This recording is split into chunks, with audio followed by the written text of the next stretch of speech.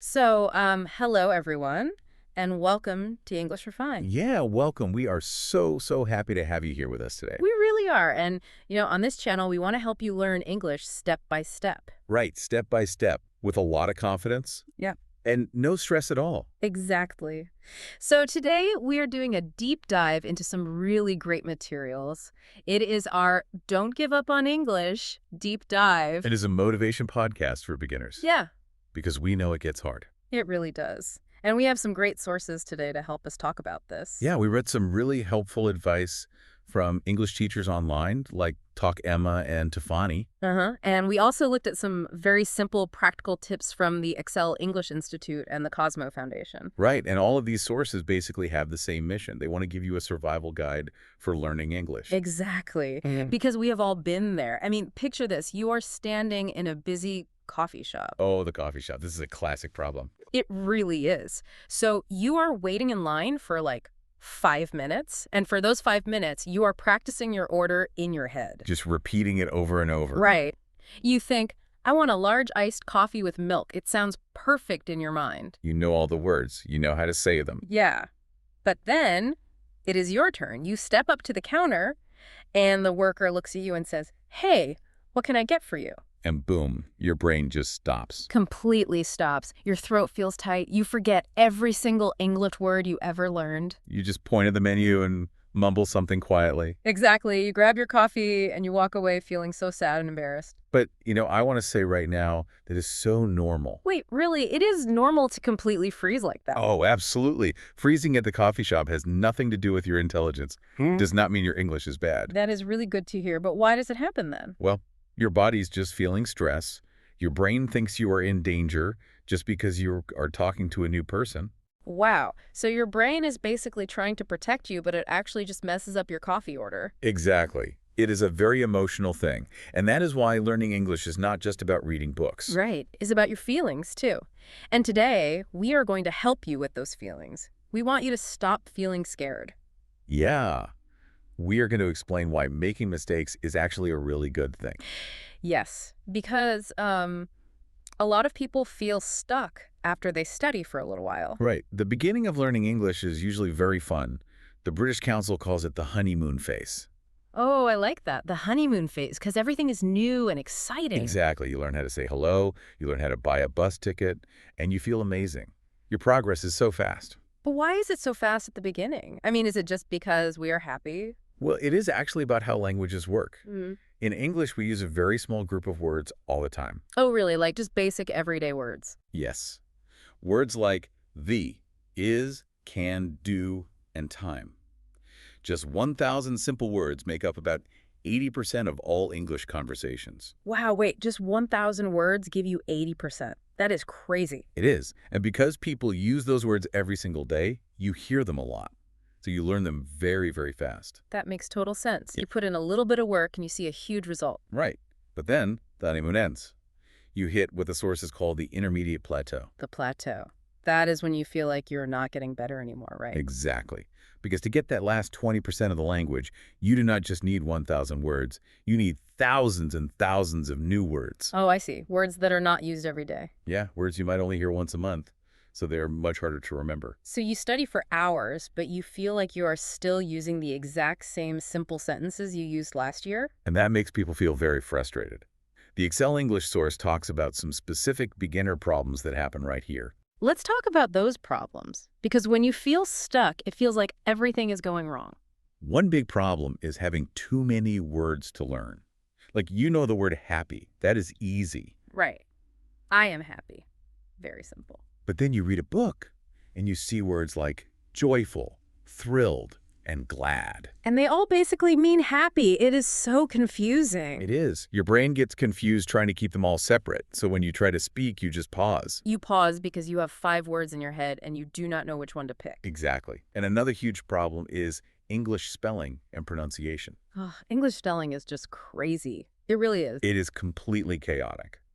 Because English spelling does not always match how the word sounds. Like the classic example, the words with O-U-G-H. Right. The words thought, through, and though. If you are a beginner, those words look almost exactly the same on paper. but they sound totally different. They do. And you search for a rule to help you remember, but there really is no rule. You just have to memorize it. That sounds exhausting. And then on top of that, there are so many grammar rules. No, so many rules. If And so many exceptions to the rules. Right. A teacher tells you a rule and then says, oh, but here are 50 words that do not follow this rule. Yeah. So when you try to speak, your brain is working so hard. You are thinking about vocabulary and spelling and weird grammar rules all at the same time. No wonder people freeze at the coffee shop. Your brain is just tired. Exactly. And this tired feeling brings up a lot of bad emotions. There's a YouTube channel we watched called Speak English with Class, and they talk about something called comparison pain. Comparison pain, that sounds really sad. What is that? It is what happens when you look at social media. You sit on your couch, you scroll on your phone, and you see a video of someone speaking perfect English. Oh, I know exactly what you mean. They sound so confident and fluent. Right. And you look at them and you look at yourself, you think, why am I struggling so much? What is wrong with me? You feel shy and you feel embarrassed. You feel like everyone else is smart and you are not. But it is a complete trick. It is not real life. Wait, what do you mean it is a trick? I mean, a short video on the internet is usually edited. That person might have practiced their speech 20 times before they recorded it. Oh, right. They probably made lots of mistakes off camera. Exactly. But you do not see the mistakes. You only see the perfect video. So comparing your messy real life to a perfect video is just unfair to yourself. That makes a lot of sense. But that bad feeling, that shame, it leads to another problem, right? Yes. The video calls it the tomorrow trap. The tomorrow trap. I think I fall into this trap every single week. We all do. How does it happen for you? Well, it is usually at night. I am tired. I know I should practice my English, but I just want to relax. So you look at your phone instead. Yeah. I look at my phone for an hour, and then I feel really guilty. I feel bad because I did not study. So what do you tell yourself to feel better? I tell myself, tomorrow. I say, tomorrow, I will wake up super early. I will study for 3 hours. I will be perfect tomorrow. Right. You make a huge, crazy plan for tomorrow, and it makes you feel better in the moment. But then tomorrow comes, and I am still tired. And I do not study for 3 hours, so I fail again. It is a circle of guilt. You feel bad, you promise to be perfect tomorrow, you fail, and you feel worse. And when you feel worse, your confidence just drops to zero. You become so afraid of speaking. Yes. The Excel English Institute calls this fear the confidence killer, because adults hate making mistakes. Of course we do. As adults, we know how to do our jobs. We know how to take care of our families. We feel smart in our native language. Right. You are a capable person. But then you try to speak English and you sound like a little kid. You cannot find the words. It is really embarrassing. So, because they are embarrassed, beginners often just hide. They avoid talking to people entirely. Which means they never practice. Which means they stay stuck forever. Exactly. It is like you are driving a car on the highway. At the beginning, you are driving fast. Yeah. The music is loud. You are happy. The beginner stage. Yeah. But then you hit a traffic jam. You are stuck behind a slow truck. You are barely moving. And you see other cars driving fast on the other side of the road. That is the social media comparison. Right. You feel like you are failing. But the truth is, you are still on the road. You are still moving towards your goal. You did not make a wrong turn. You are just in traffic. That is such a good way to look at it. It is. The traffic jam is normal. But how do we get moving again? We need to change how we think about the hard parts. Yes, let's talk about that. Because feeling stuck is no fun. How do we find motivation when we feel like giving up? We have to look at advice from another great teacher, Tak Emma. She says something amazing. She says, when learning feels hard, your brain is working. Wait, so feeling like it is hard is actually the goal. But we usually want things to feel easy. I know, we want it to be easy. Yeah. But easy means you are not growing. Think about going to the gym. Okay, the gym. If you lift a very light weight, like a 1-pound weight, you can do it all day. It feels easy. Right, you do not even sweat. But your muscles do not get bigger. To make your muscles grow, you have to lift heavy weights. It has to feel hard. Your arms have to shake. Ah, I see. So learning English is just like lifting weights for your brain. Exactly. If you only practice saying, hello, how are you? Your brain is lifting the 1-pound weight. It is too easy. So when I try to read a paragraph and I have to look up 3 words and my head feels tired, that is a good thing. That is a wonderful thing. You are in the brain gym. That tired feeling means you are actually getting smarter. Wow, that totally changes how I feel about it. The tired feeling is not bad. It is proof that I am working hard. Yes. And Emma has another great idea. She calls it sleeping English. Sleeping English? What does that mean? Well, beginners always worry that they forget words. You study a word on Monday, and by Wednesday you cannot remember it. Oh, that happens all the time. It feels like my brain is broken. But your brain is not broken. Emma says the word is still in your head. It is just sleeping. So I did not really forget it. It is just asleep. Right. It is like the word is in a deep folder on your computer. It is there, but you just cannot find the path to open it right now. Oh, okay. So how do I wake the word up? By trying to remember it. Even if you struggle, even if you fail, just trying to find the word makes the path stronger. So the hard work of trying to remember is actually waking up my sleeping English. Exactly. Every time you practice, you make the path clearer. Soon, the word will wake up instantly. That is so encouraging. It means I do not have to panic when I forget something. Forgetting is just part of learning. It is totally normal. Yeah. And knowing this helps us deal with the fear of speaking, too. Oh, the fear of speaking is the biggest problem for so many people. Your heart beats fast, your hands shake. Right. Your body reacts like a wild animal is attacking you. But Emma says something very nice about this fear. She says, fear means you care. Fear means you care. Can you explain that a bit more? Sure. Think about it. If you did not care about English at all, would you be scared to speak it? No, I guess not. I just would not care if I messed up. Exactly. Yeah. You only scared because learning English is important to you. You want to do a good job. Oh, wow. So the fear is just showing me that I have a goal that matters to me. Right. So when your hands shake, you can just tell yourself, it is okay. My hands are shaking because this is important to me. That takes so much pressure off. But practically, how do we stop worrying about making mistakes in front of native speakers? The Excel English Institute has a rule for this, they say. Your goal is communication, not perfection. Communication, not perfection. I like that. Right. What is the real point of talking? It is just to share an idea with another person. Yeah, to get my thought into their head. Exactly. If you go to a train station and say, "Where trade London?" Well, the grammar is terrible. Very terrible. You missed a lot of words. Yes. If the worker points to the correct train and you get on the train, then your English was a success. You got on the train, so the grammar did not matter. You communicated. Right. Native speakers do not care about your grammar tests. They just want to understand you. And if someone laughs at you, they're just being rude. Yeah, they are not your teacher. You do not need their permission to speak. Beautifully said. Ah. You have a right to speak your imperfect English. Okay, so we know that hard work is good and perfection is not important. But what if a beginner still feels completely unmotivated? Like they just do not want to study at all. That is where you have to find your real why. A strong reason from inside your heart. Oh, why? So like, I want to learn English to talk to people. Is that a good why? Not really. The experts say that is too vague. It is not specific enough. Why is it bad to just say, I want to talk to people? Because on a cold, rainy day when you are tired, wanting to talk to people is not a strong enough reason to make you open your book. You will just watch TV instead. Ah, right.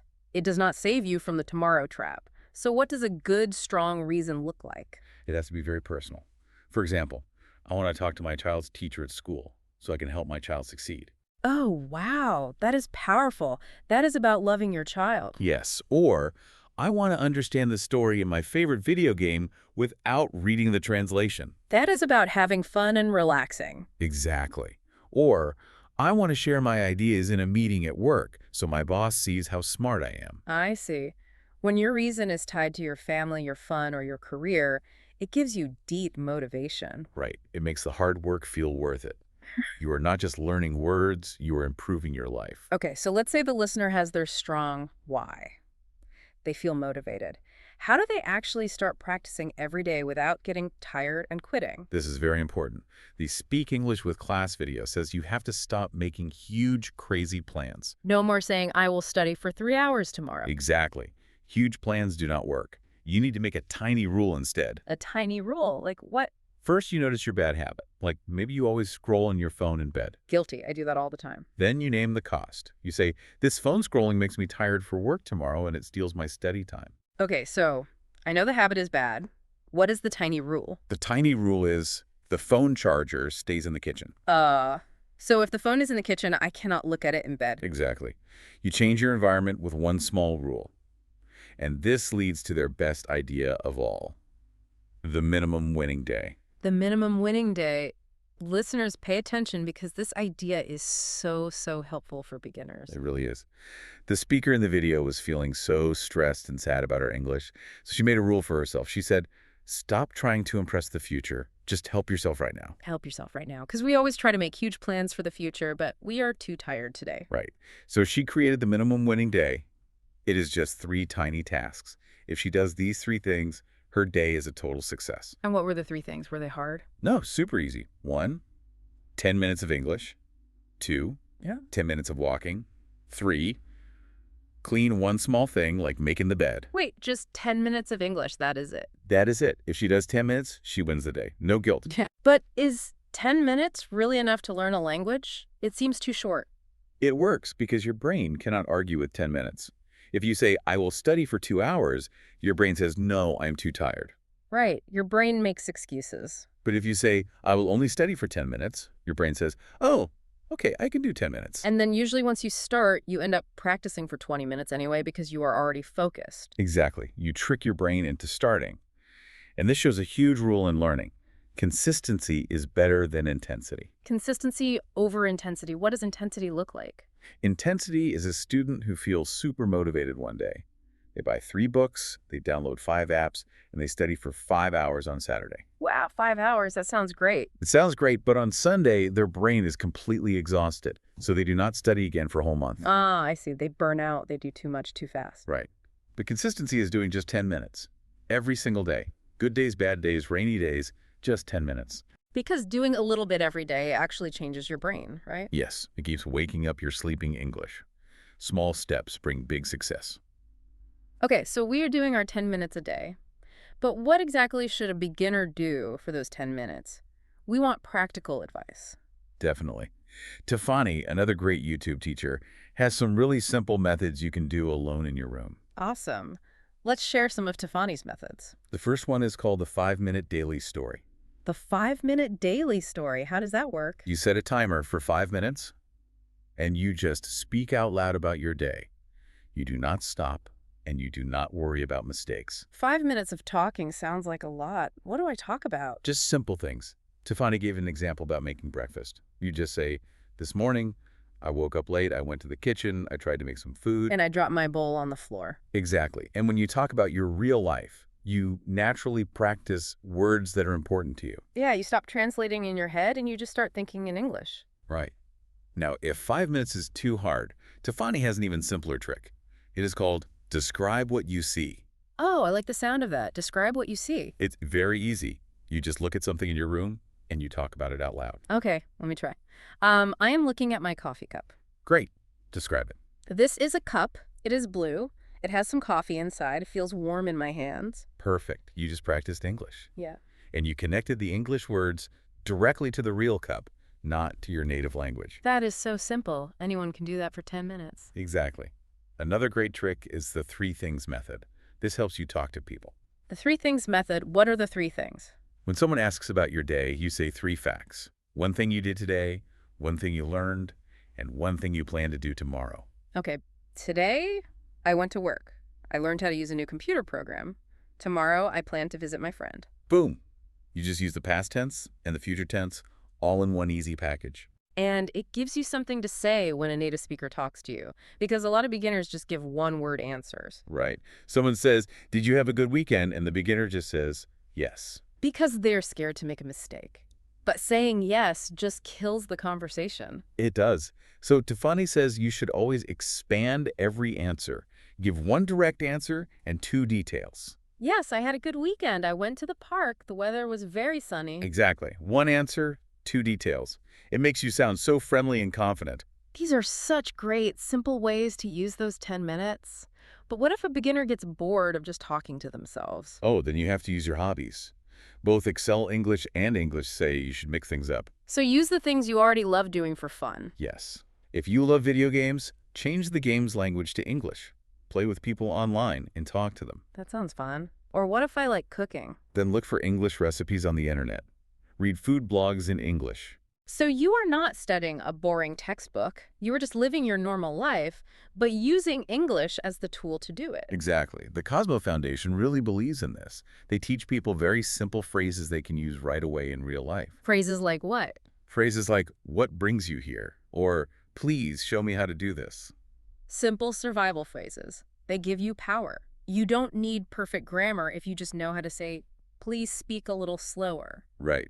Knowing a few strong sentences gives you massive confidence. You are in control. Okay, this is all amazing advice. We have our 10 minutes, our hobbies, and our simple rules, but we have to be real here. Yeah, life is not always perfect. No, life is messy. What happens when a beginner gets busy or tired and they break their 10-minute rule? This is super important. How you handle mistakes is everything. The video, Speak English with Class, uses two great words for this: potholes and slip-ups. Potholes and slip-ups. Let's start with a pothole, like a hole in the road. Right. When you drive, a pothole is a bump in the road. You did not put it there, it just happened. So in life, a pothole is when something bad happens that you cannot control, like getting sick or having to work really late. Exactly. You get the flu, and you cannot practice your English. That is a pothole. It shakes you up, but it does not mean your car is broken. You just drive over it, keep going. You don't blame yourself for being sick. Right. But the other word is a slip-up.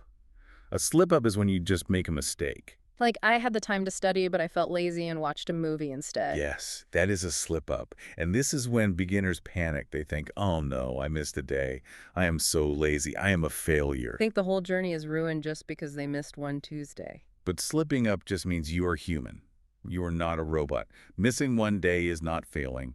Quitting is failing. And this brings up a huge problem with learning apps, right? The daily streak. Oh, the daily streak. Many apps give you a little fire icon if you study every day, like you studied for 50 days. And that feels really good at first. You want the number to get bigger. It is motivating at first. But what happens when you hit a pothole?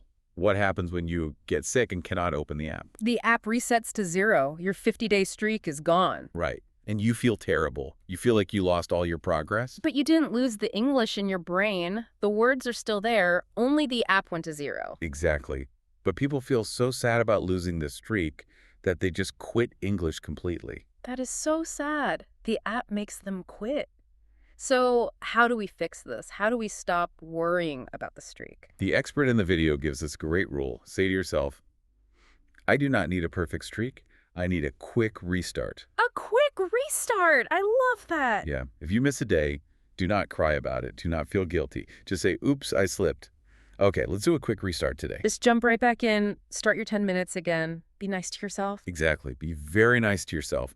But sometimes you need more than just one day off. Right. Sometimes you move to a new house or you have a new baby. You cannot practice for a whole month. Emma says if you have to take a long break, that is okay. But it must be a timed break. A timed break. What does that mean? It means you put a date on the calendar. You say, I'm taking a break, but I will start studying English again on May 1st. Oh, why is the date so important? Because if you just say, I will start when I have more time, that is a lie. Yeah, life is never quiet. We never just magically have more time. Exactly. Without a date, a break turns into quitting. But with a date, it is just a scheduled vacation. But wait, if I take a whole month off, won't I forget everything? Won't my sleeping English die? No. Science tells us you are never back at 0. Your brain remembers. So even if I feel like I forgot a word, it is still in there. Yes. It might be covered in a little bit of dust, but the word is still in your brain. When you start studying again, you will relearn it very, very fast. You just have to sweep the dust off. You do not have to rebuild the whole road. Precisely. So you can relax. English will wait for you. Wow, this has been such an amazing conversation. Let's do a quick wrap-up for everyone listening. Let's do it. First, do not worry if you feel stuck. The intermediate plateau is normal. You are just in traffic. Second, remember that hard work is good. It is brain exercise. Waking up your sleeping English is supposed to feel a little tough. Third, consistency is everything. Forget huge, crazy plans.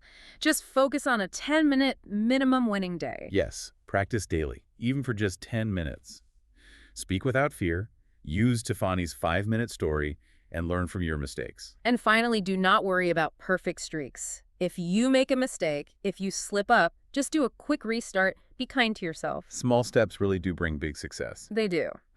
And before we say goodbye, we have one final special thought for you to think about. Yes, a little motivation to take with you today. We talk a lot about learning English words, but when you practice every day, even for 10 minutes, you are actually doing something much bigger. You are learning to trust yourself. Exactly. Self-trust. Every time you say, I am going to study for 10 minutes, and you actually do it, You prove that you are strong. You prove that you can keep a promise to yourself. And when you slip up, but you do a quick restart instead of crying and quitting, you are building so much confidence. That confidence stays with you, changes your whole life. It does. You realize you are not someone who quits. You are someone who takes small, steady steps forward.